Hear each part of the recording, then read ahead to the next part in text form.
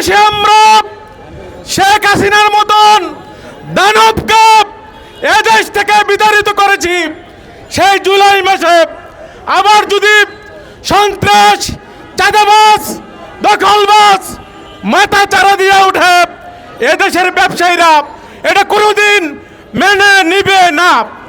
আগামীতে যেখানেই সন্ত্রাস হবে সেখানেই প্রতিরোধ করে তোলা হবে, যেখানেই জুলুম হবে সেখানেই বাধা দেওয়া হবে।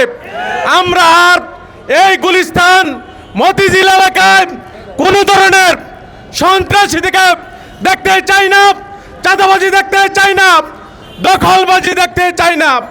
নিরীহ ব্যবসায়ীদের উপরে হামলা মামলা আমরা দেখতে চাই না।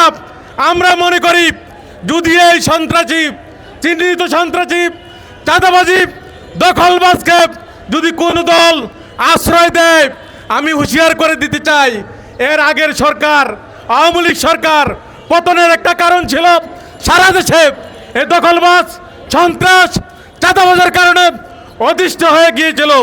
আপনি যদি আবার তাদেরকে আশ্রয় দেন, কোনো দল আশ্রয় দেয়, আমরা বিশ্বাস করি ওই আগের সরকার ফ্যাসিস্ট সরকারের মতনই পরিণত হবে।